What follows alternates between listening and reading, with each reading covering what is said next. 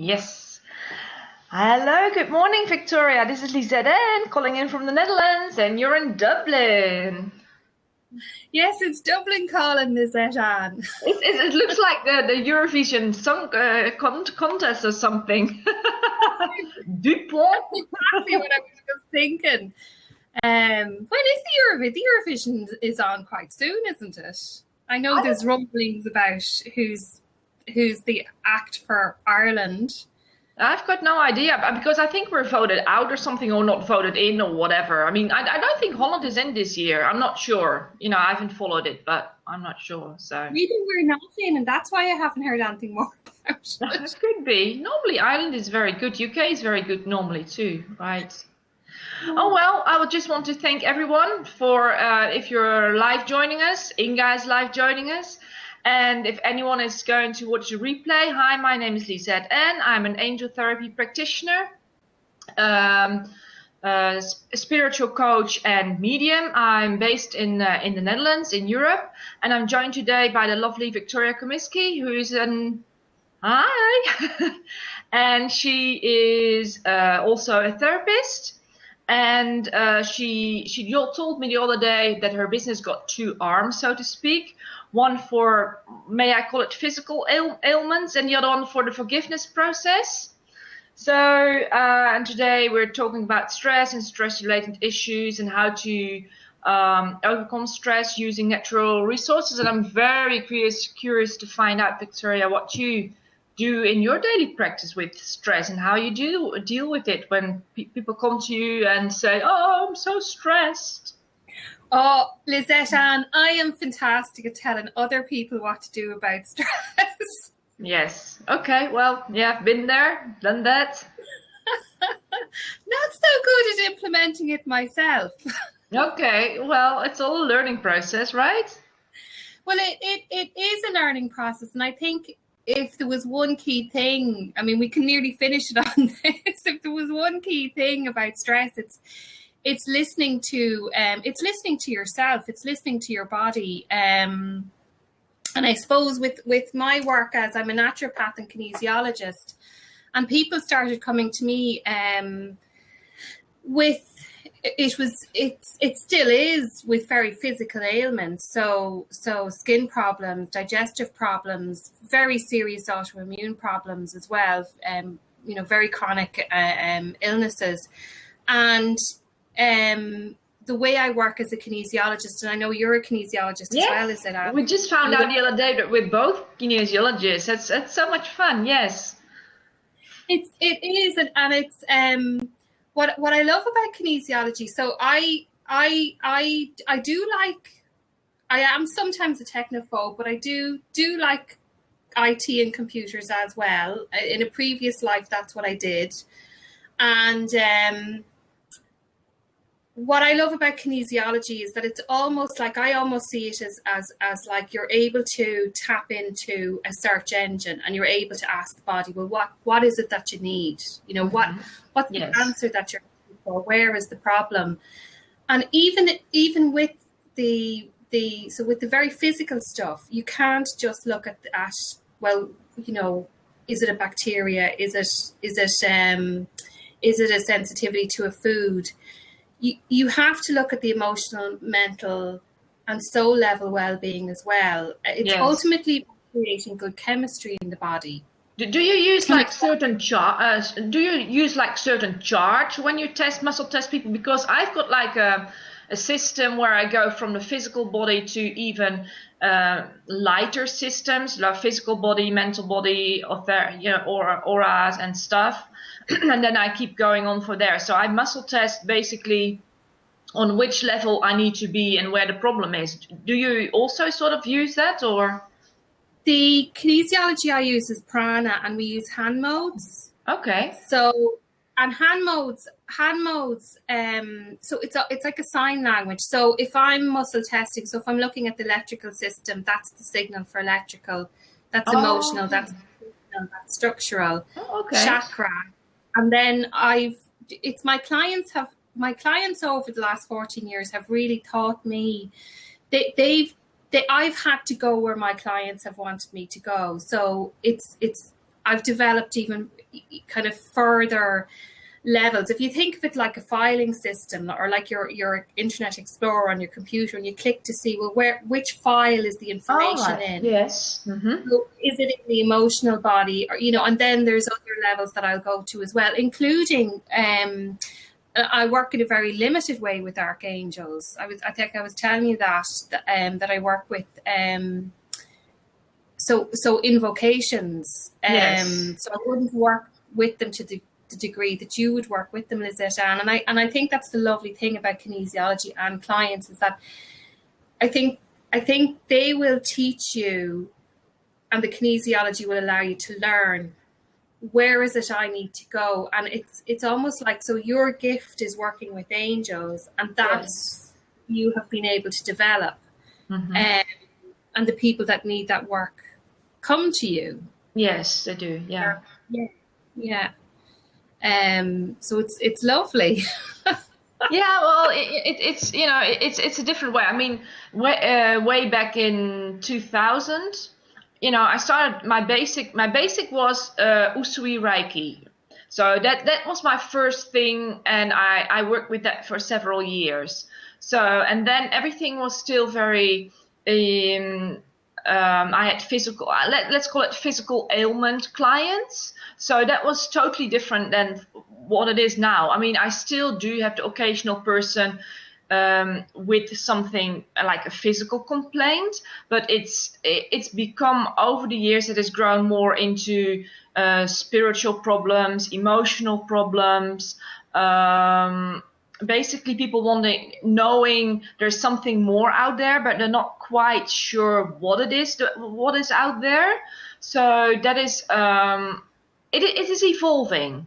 I think, I don't know about your practice, but my work goes through the emotions.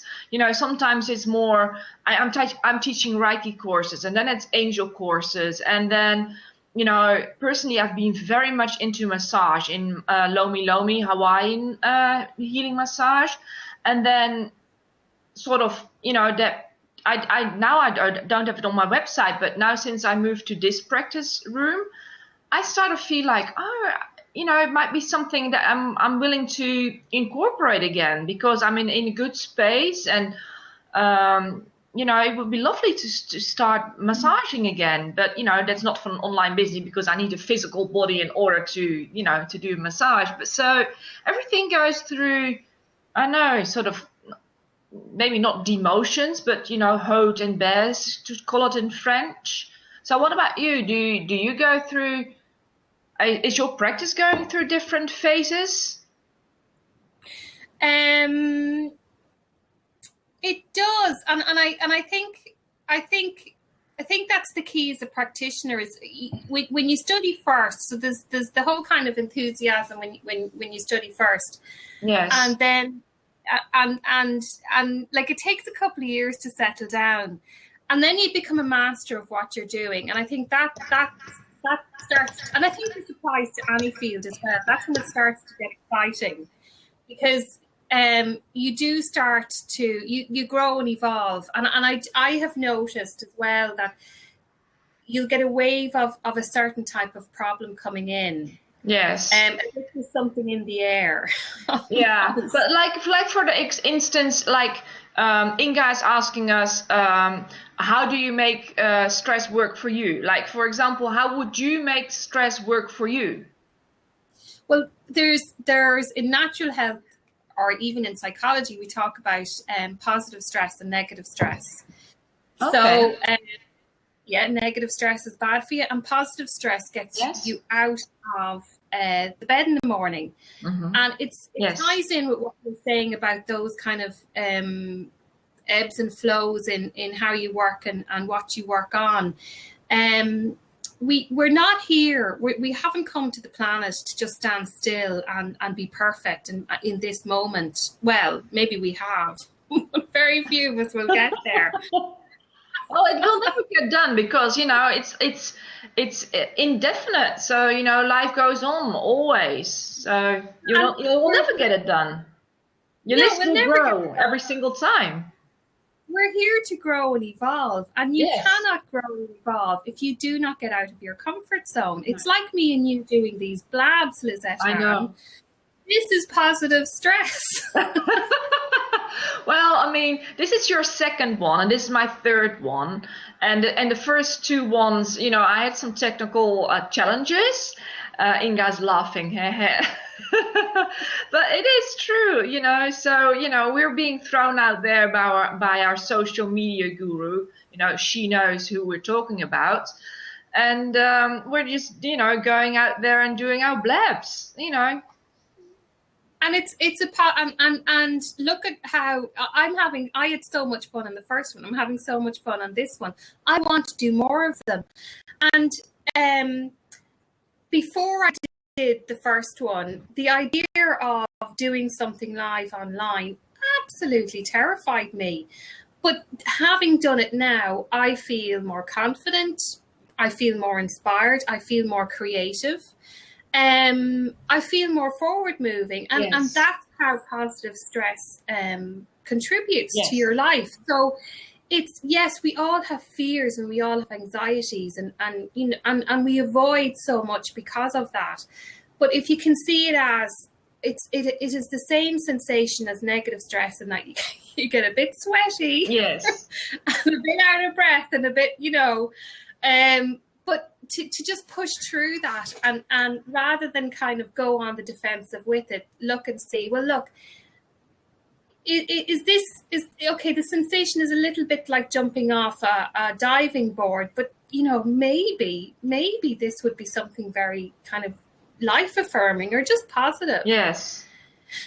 Yeah, It is. you know, so that's, I think, how you make stress work for you. And I think you do have to recognize I had a conversation with a client yesterday who is, she is experiencing so she's of a certain age, so her hormones are in flux, and she's experiencing very strange headaches.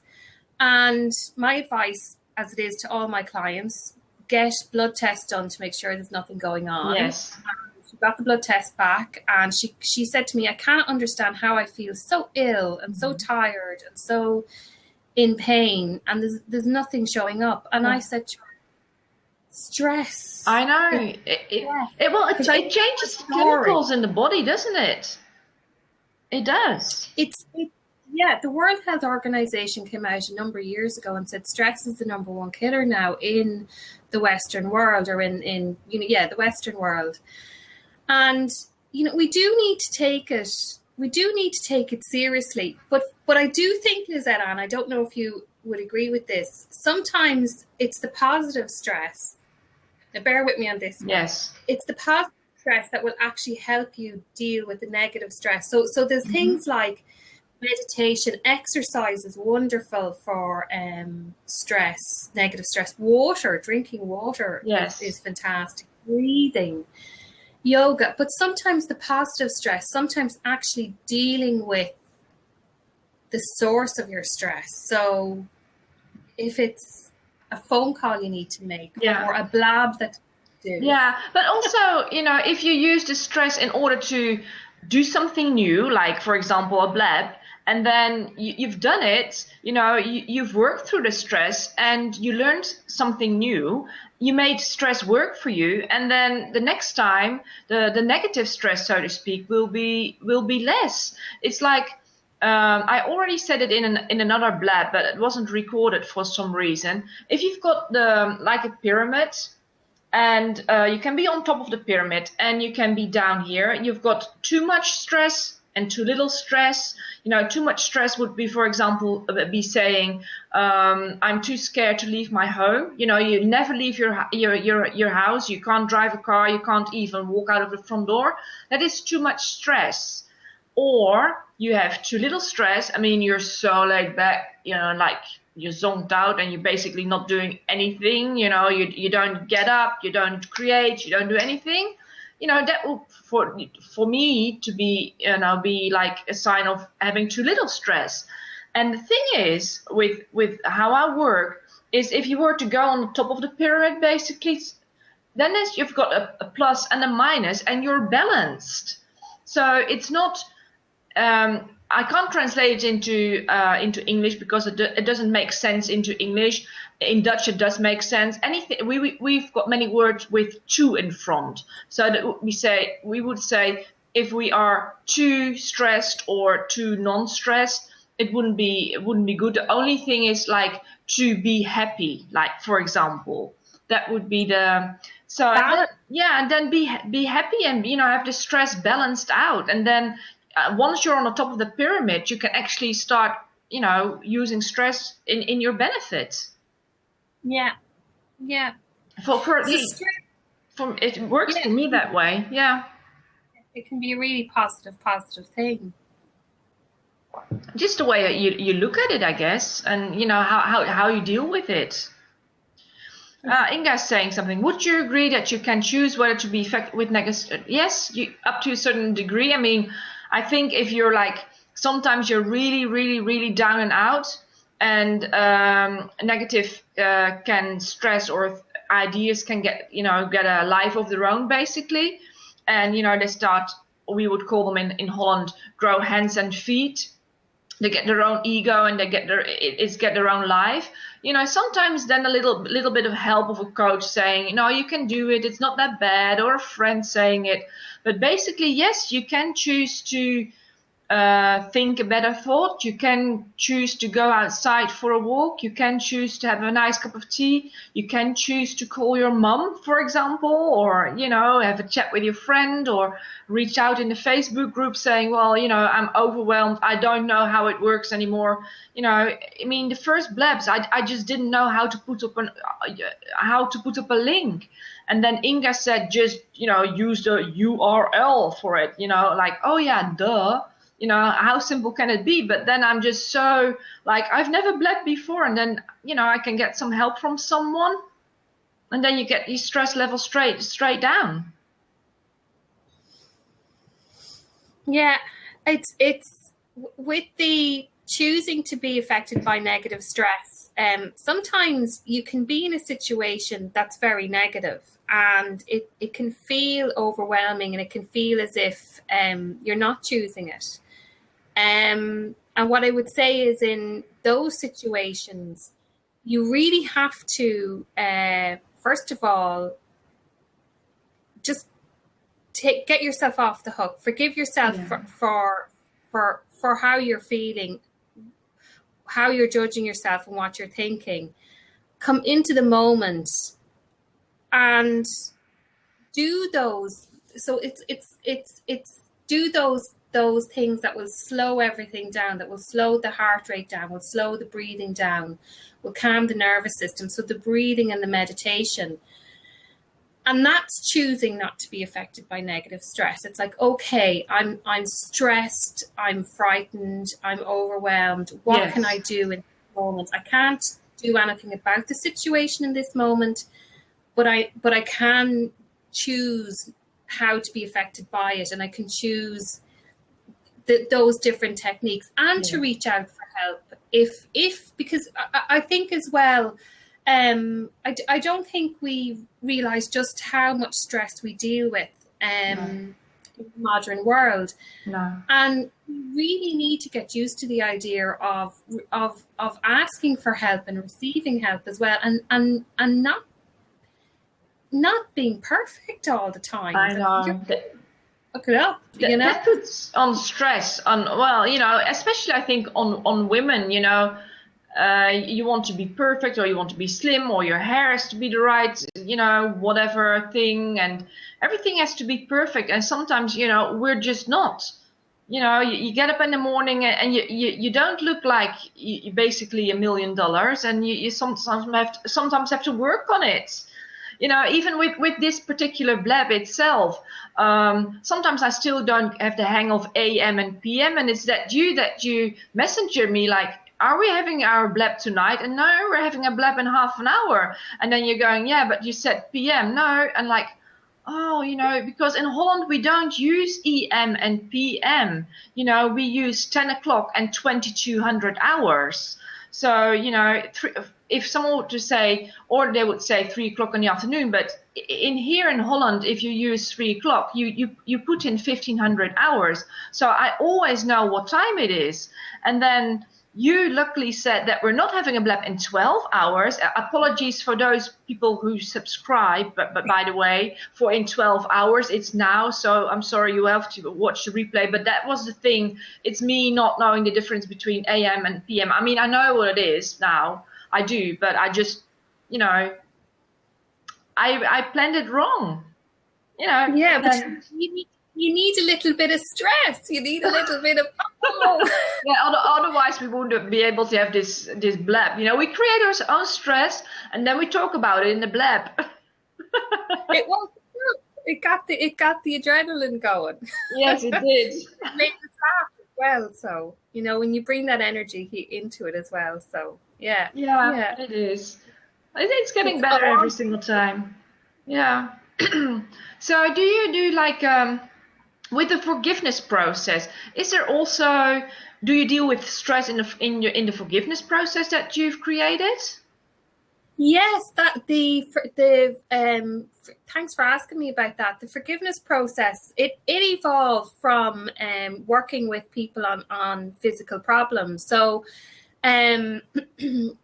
it's ultimately naturopathy, and naturopathy is it's about what creates good chemistry in the body, what's creating bad chemistry, switching off what's creating bad chemistry and bringing in more good chemistry. And again, with the forgiveness process, it is for soul level work. So it's looking at what in your past or who in your past created a trauma or an event or kind of was the catalyst for a negative self-belief to be deeply embedded within your psyche. And this life? I'm sorry. Are you working with the stress? You know, in this lifetime, the forgiveness process, also previous lifetimes? No, I don't use the forgiveness process for past lives. I have another technique for working with past lives. Oh, okay. It's an interesting question, though. I never thought about. Yeah, that's a really interesting question. I wonder, could you do that?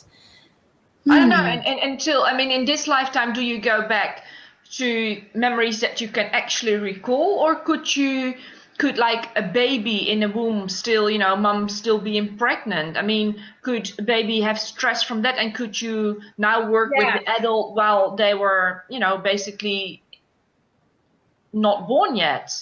There's another technique that I use for if something has happened in utero. So when the being is in the womb, and what's interesting about when tell me if because I love this stuff, so I could tell me. It's just us, and if Inga needs to leave, she can. We will just blab for a while. Doesn't matter. So with the in utero stuff and the past life stuff as well, but you can also do this. You can also do this in. It's another technique for kind of dealing with. So it basically comes back to if the person has a belief that, for instance, the human being is not designed to be happy, healthy, and prosperous. You can look to see, well, where did that belief originate? And you can ask the question: is it before birth, in utero, or after birth? Mm-hmm. And if it's in utero, then where you actually look to is the mother and father, because when we're in utero, it's the root chakra that's activated, and the energy data we're receiving is all about family, tribe, because when a human baby is born, it's completely reliant on humans. Like if there's no humans there, survival. Yeah. So it's hardwired into any kind of threat around survival, and that's interpreted through the root chakra. And a very simple, basic clearing would be checking to see, is there a belief my father doesn't love me or my mother doesn't love me? And then there's a tapping technique that I use to clear that. If it's before birth, then you actually can trace back through the generations to, well, where did this belief come from? And then you can work with the ancestor to clear that belief. So I would see that kind of stuff as almost like a piece of code or a virus that has gotten into the software of so the psyche of the system, the operating system, and it's causing problems. With the forgive the past stuff, it's much more the soul journey, and it's something that's very, very much so. It is in this lifetime. It's Yes. very often the person may not. They may think their problem originates from a particular person or event, but it could actually be something completely different. And because I mean, I did a session with you once, right? Yeah. And then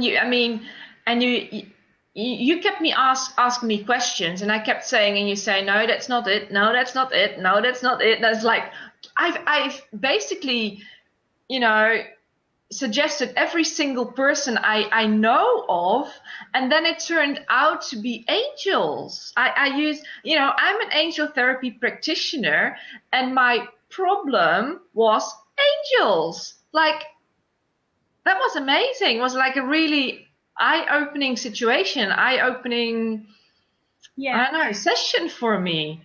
So it can basically go beyond people, beyond human beings.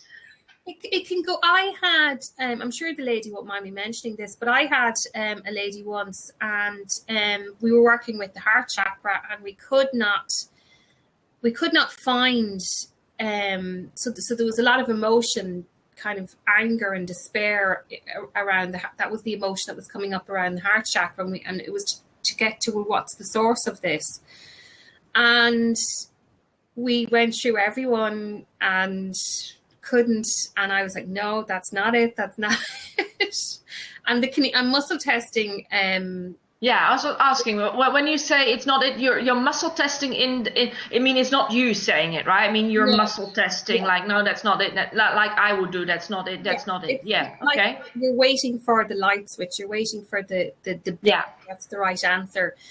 And it turned out to actually be the organ, the heart, so the heart itself. And what had happened was that all the females in her family had either died from heart problems or suffered because of heart problems.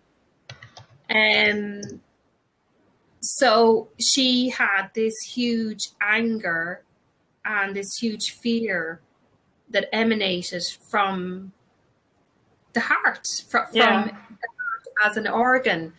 And you see, once you clear that, and the same with you with the angels, once you clear that, and because sometimes we are like 2-year-old children, we get angry and we get annoyed, and we get very righteous as well. But when we can see, as kind of that modern adult brain, when we can see that, when we come out of the fear and into the logical brain, it starts to clear it. And also, it's not always about the negative emotion. It's actually, and this comes back to our topic about making stress work for you. It's often about our higher potential. So it's often we're focusing on something negative, and a self-belief that is limiting, because actually our soul wants us to move to invite something into our life that has a much higher potential and is much more loving for us. Yes. But we block it because, again, it's that comfort zone. Sometimes it can be very comfortable to be miserable and to be stressed. Yeah. Well, sometimes it pays off to be in victim mode. It does sometimes pay off. And Inga just made a comment, like, she's saying for her it was not people, but it was bills. Yes, so you don't. It doesn't necessarily with the freedom technique you've got, or with the the forgiveness process. I'm sorry. It doesn't necessarily have to be people. In my case it was angels. In Inga's case it could be like physical bills. At the end of the month you have to pay your bills basically. So you can have a forgiveness process for bill paying, or the bills keep coming in and you're angry and you need to forgive them coming in, or Yeah, it's to look. I think it's to look and see, well, what's causing me the most. What's my most negative focus at the moment, right. and then looking to see, well, how does that make me feel? What are the feelings that it's generating? And you can even just sit and write them out. Keep writing. Write at least 20 feelings. Just keep writing until you'll know when you've hit the emotion. Well, sometimes you won't know, but look, it'll still help to clear through the layers. Yes. And then look and well, why? What's the belief that's what am I choosing to believe? What do I believe about myself that's creating that emotion? Yes. And what is it that I really actually would love, that I want? And then letting all of that go. Yeah. And coming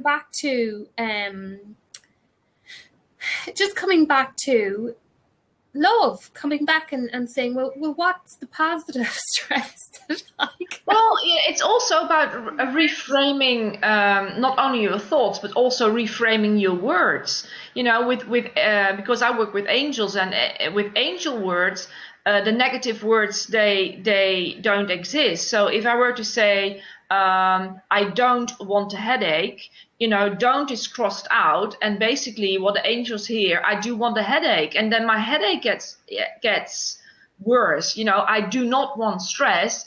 Angels don't hear the word don't, so they hear I want stress, and they add on to it, and then you get more stress, and I think I don't want this stress, and I think, gosh, she keeps asking for stress. Just we're in a happy bunch. Let's give her some more stress. So working with angels, you have to be very precise in your words. Always say what you do want, and never ever say what you don't want. And you want to be happy, you want to be healthy, you want to be relaxed, you want to be calm, you want to be focused, etc. Yeah, and I think couple that with the feeling. So even if it's just looking and see, well, what are 5 things that I'm grateful for in this moment, or 5 things that make me happy, and if you can bring the feeling in with it as well. Yes. And again, it's identifying how far into negative stress am I. Mm-hmm. Do I need to employ techniques just to calm everything down so that I can actually think of 5 things, or am I able to generate those feelings quite quickly? And yes. If you're not able to generate those feelings quite quickly, you need to take care of yourself. You need to stop judging, and you need to kind of go, look, I need to actually just put the brakes on here and yes. take yes. care of myself. Yeah. And I'd say the angels would be only too delighted. Yeah. If you start, I'm taking care of myself, and they're like, well, we'll take care of you too. Yes, absolutely. Well, they're always there to help. It's just, angels are very, very good in taking care of people, but basically they will take care of you when you ask them. So working with angels, you always have to ask for it. I mean, they will interfere, like if you're in a death threatening situation and it's not your time, then they will just step in and whisk you away and take care of it. And otherwise they just stand that back, they're very patient, and they think, okay, well, she's sorting it out, she hasn't asked for help yet. So and that's why having faith, having trust, asking angels, maybe praying even is a very good thing, but always ask for the positive things, like Archangel Michael, please take away my anxiety, my fear, or my stress, in exchange for safety or ease, for example, or things like that.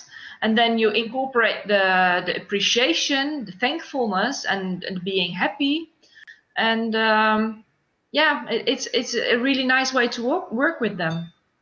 you had a lovely experience, if it's okay for you to share that, with the angels showing you just how secure you are.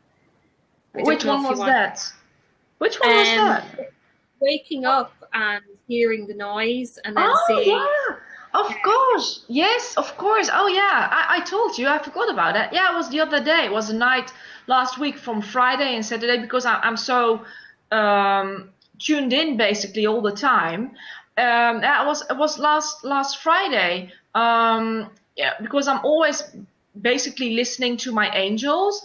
I was woken up by my angels because I felt something was going on which wasn't right, and something was about to happen. So it had not happened yet. Something was about to happen, and I woke up and I was like, oh gosh, guys, please just let me sleep for, just for once, just let me sleep. But since they woke me up, now I talk about it, it takes longer than it actually happened because it's like in this happens in split seconds. So I woke up, I was a bit grumpy, like, oh, why do you wake me up? And then I thought, am I in danger? No. Is anyone in this building in danger? No. And then I just lay there listening with my physical ears to hear if I heard something. And then I heard a big crash, basically. And that woke me up. I walked through the hallway, through my practice room, onto the balcony. And then I just switched on my how can I say it? Like a camera. I'm not thinking at the moment. I'm just recording. And then I saw a break-in happening down the street. 3 guys running away with the loot in their hands. They're running all the way out of the street around the corner. And I was just there watching it, recording it, basically. And then I called the police. And that's the way that angels wake me up. And they make sure that I'm okay. So that's for me, and that was like a big example, but I can have it even when parking my car, there's no obvious parking space in the street, and then they just say, go a little bit further, and then we've got a parking space available for you, and then I can just park my car, which is really neat. So yeah, listening to angels is beautiful. Once you start doing it, incorporating it in your life, it's absolutely amazing to work with angels, and that they will start talking to you more once you start listening. It's like chicken egg. You have to start listening to them in order for them to start speaking to you, and they will start speaking to you once you start listening to them. So start by listening to them. Yeah, that's the easiest way, because you can never make anyone else do something. So start with yourself and start by listening to them, and then they will give you answers, and then they see that you listen to the answers, so you listen some more, and then they will give you more answers, and then you're like climbing the top of the pyramid, basically. Yeah, would be a good book title, Climbing the Top of the Pyramid with the Angels. That would be an excellent book title. I wonder. Look at Inga. Look at what Inga writes. You need to start listening to them. This is the message why I've tuned into your blab. Oh, I'm sorry, Inga. It took only 39 minutes to get to this message. Can you join us, Lisette-Anne? I wonder. Would you like to join us, Inga? Because then we can unlock the seat, because we're the only 3 on here anyway. Would you like to? I don't know. I don't know if she's done her hair. I'm in radio mode. Okay, well, that's good. That's fine. We've all been there. We understand. Yes. No, that's fine. Yeah, no, sometimes radio is still good. Yeah, absolutely. So, no, okay. Well, yeah, it is. It is very important to listen to your guidance. People might call it guidance, but as an angel therapist, I would call it listen to my angels. And that, it makes so much sense. I mean, the other day, which is sort of slightly related to this topic, I watched a small video online by Oprah, and she said that every time she's taking action, she goes sits down first, and she's done something, and then she says, okay, now what? and she goes all quiet. And then she listens to what she needs to do. Abraham Hicks would say, listen first, align first to source energy, and then take guided action. And then she would take guided action, and then she would go out in the world, do her thing. And once she's done that thing, whatever that is, she goes back again, listens, taps in. Okay, what is it that I need to do now? And then she listens, and then she goes out again and does that thing.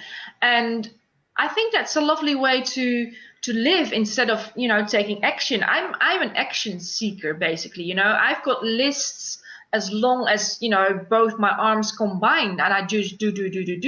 Even I know that I have to listen. I should be, or could be, or better off listening to my angels. I know, but you know, I still sometimes go into to-do list mode, and sometimes it's just more for being.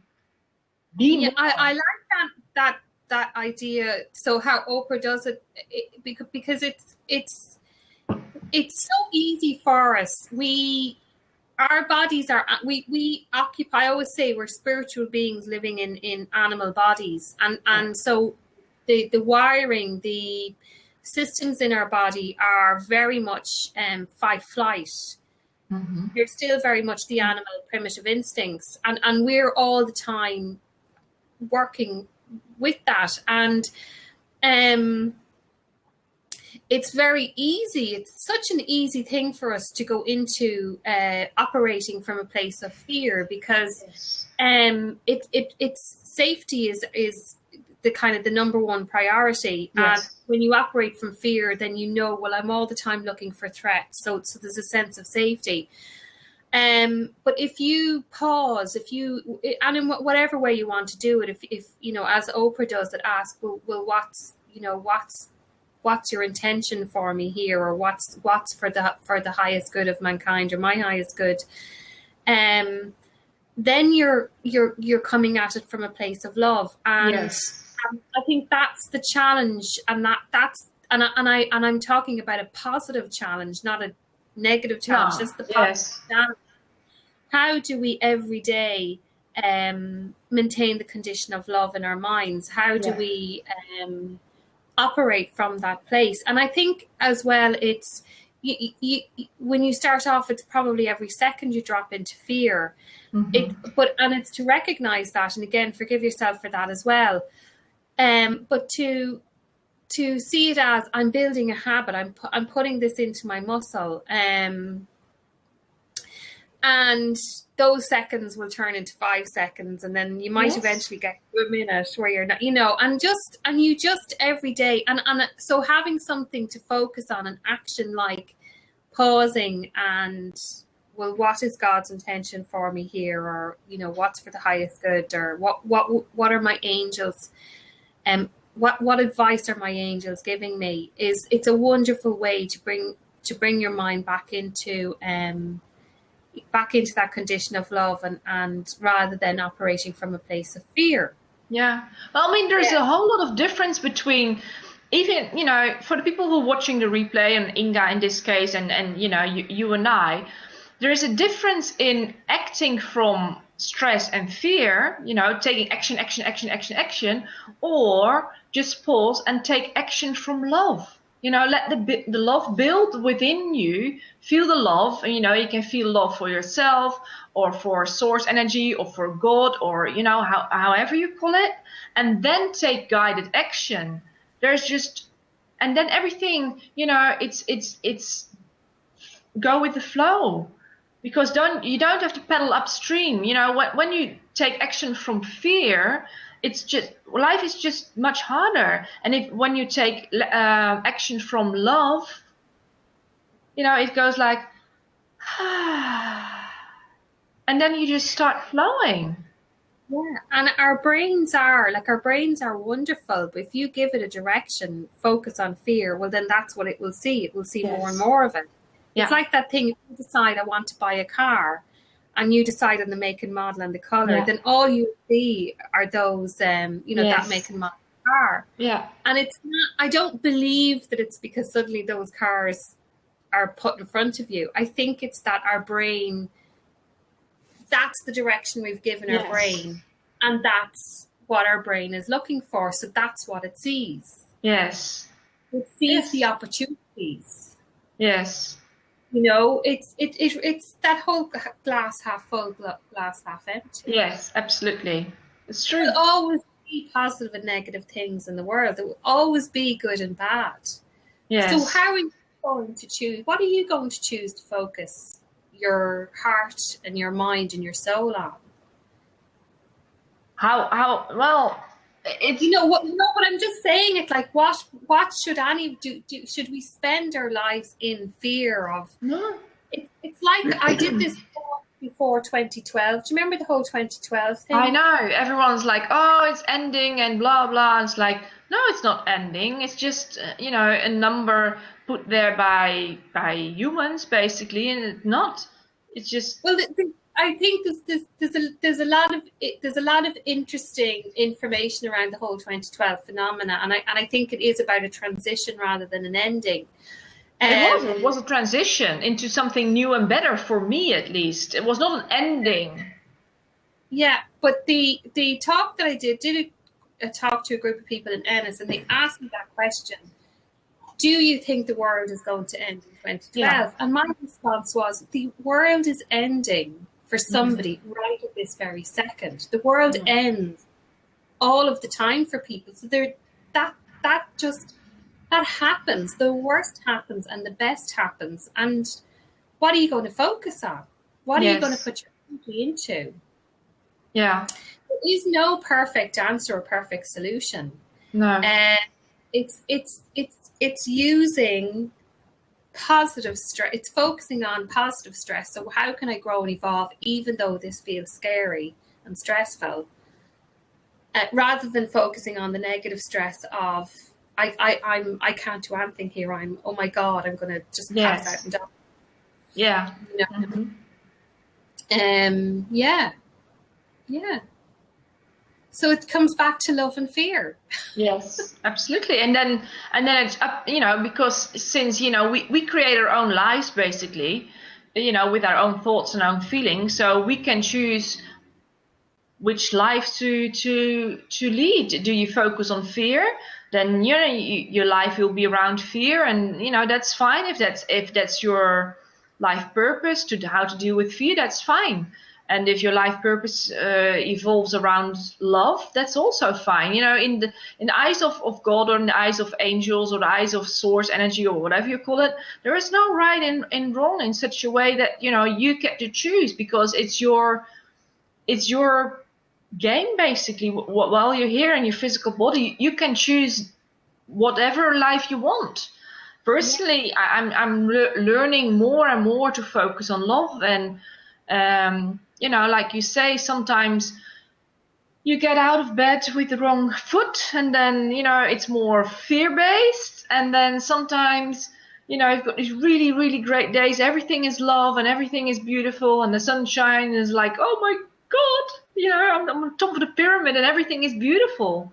So yeah, it's that ebb and flow that you mentioned earlier. Yeah.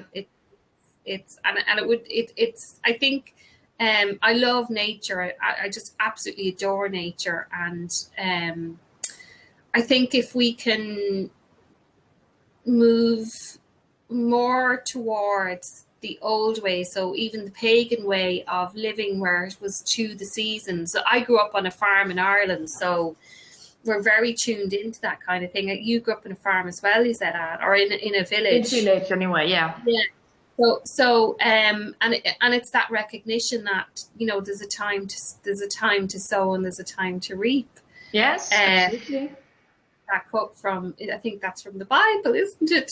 Could be. Well, there are lots of wise things in there. Yeah. So, yeah.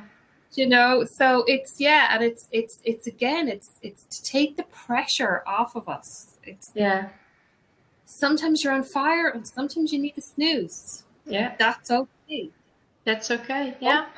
Okay. That's true. Yeah. So since I'm relatively new at Blab, I've got no idea if people I don't think so. In the replay, you see the questions. I don't think you see the live chat. So just in case, I'll put it in. I want you to put your website into your contact information. Yeah, Inga said you see everything.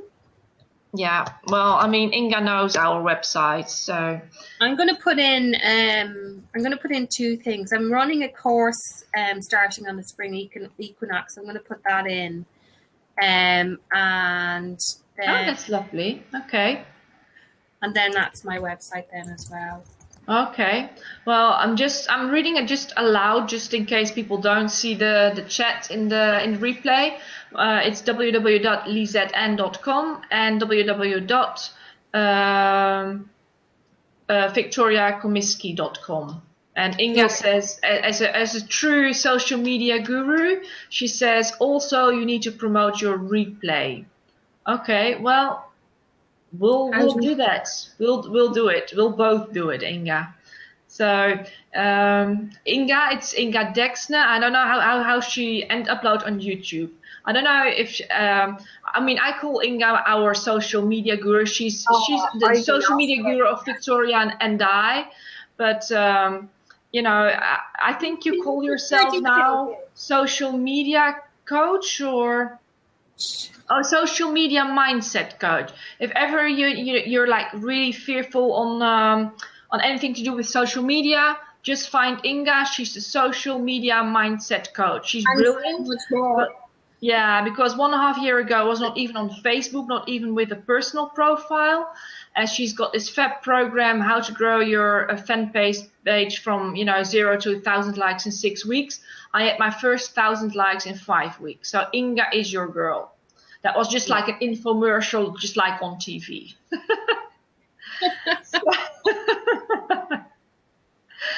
So, well, we've been running for almost an hour now, Victoria. No, and it was only supposed to be 30 minutes. Yeah, I know. We're just happy. Yeah, it's lovely. No, it's been 53 minutes now already, so I think we better sign off and go do our thing during the day.